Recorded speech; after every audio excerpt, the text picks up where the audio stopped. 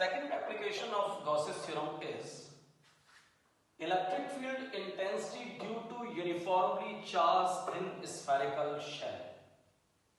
किसी एक समान रूप से आवेशित uniformly charged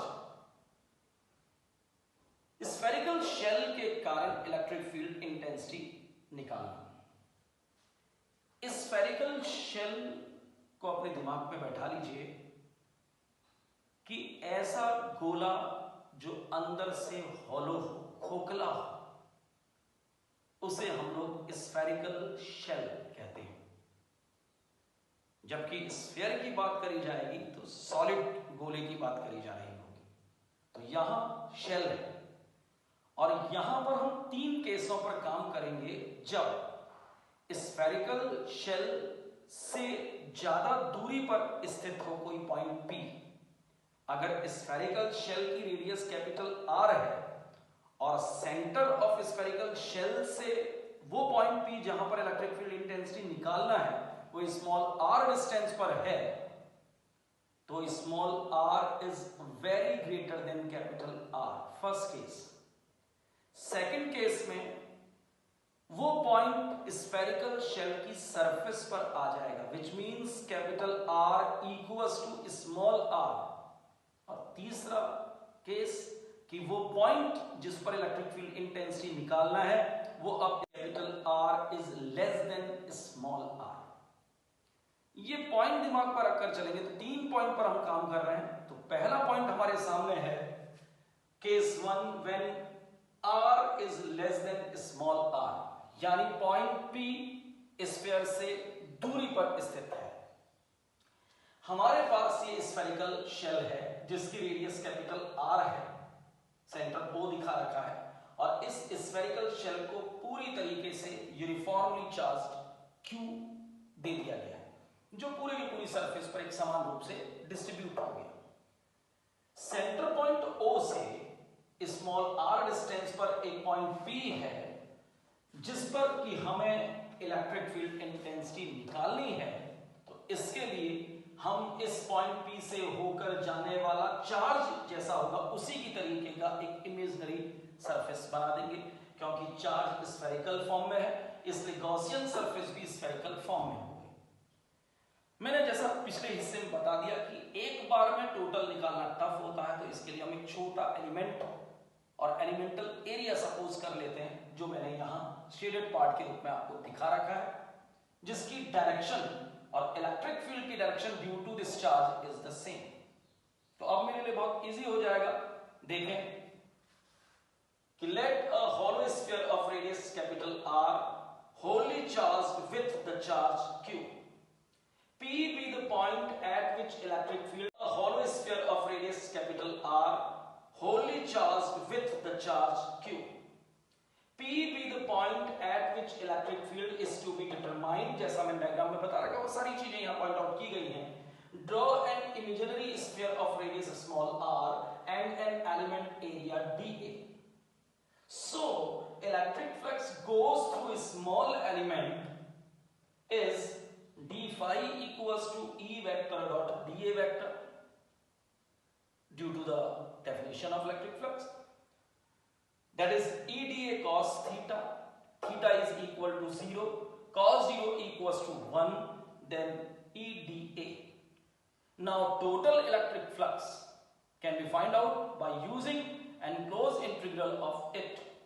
So total electric flux phi equals to and closed integral E dA, here E is constant which is to be determined, so E into area of spherical shell है तो spheric तो 4 pi r square, that is equation first।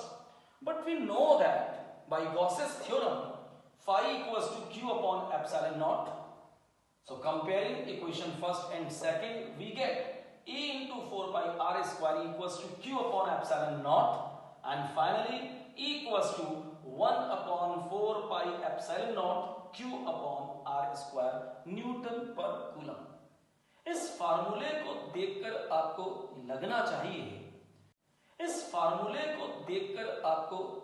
चाहिए कि किसी spherical shell जिसको एक समान रूप से चार्ज किया गया हो से बहुत दूरी पर स्थित अगर किसी पॉइंट P पर इलेक्ट्रिक फील्ड निकालना हो तो इलेक्ट्रिक फील्ड का फार्मूला ऐसा बिहेव करता है जैसे कि वो स्फेरिकल शेल एक पॉइंट चार्ज की फॉर्म में हो।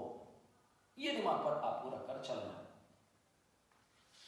सेकंड केस है जब पॉइंट P स्फेरिकल शेल की सरफेस पर ही मौजूद हो जाए। That means small r is equal to capital R। So ऐसे समय पर इलेक्ट्रिक फील्ड निकालने के लिए जो हमारे पास फार्मूला अभी मैंने निकाला उसमें स्मॉल r को मैं कैपिटल R से रिप्लेस कर दूंगा और तब मेरे पास इलेक्ट्रिक फील्ड इंटेंसिटी का फार्मूला चेंज होकर हो जाएगा E equals to 1/4 pi epsilon naught Q upon capital R square newton पर कूलम। तो फर्स्ट फार्मूला निकालना आ गया तो सेकंड फार्मूला तो उसी का अगला स्टेप है जिसके लिए हमें बहुत ज्यादा प्रोसेस नहीं करनी है। इसके बाद तीसरा केस हमारे पास जो है वो है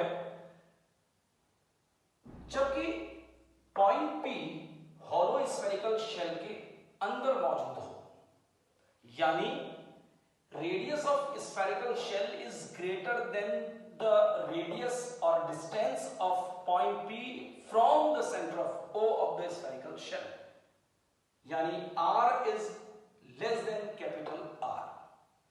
सीधे यूज कर रहे हैं by using Gauss's theorem. phi equals to enclosed integral E vector dot dA vector is equal to E dA vector or equals to Q upon epsilon naught. Phi is equal to Q upon epsilon naught and phi is equal to enclosed integral E dA. But for spherical shell Q equals to 0 inside the shell, therefore phi is equal to 0 or E into 4 pi R square is equal to 0 since 4 pi R square does not equals to 0, pi R square does not equals to 0, therefore E equals to 0। यानी किसी spherical shell के अंदर electric field intensity हमेशा 0 होता है। ये आपको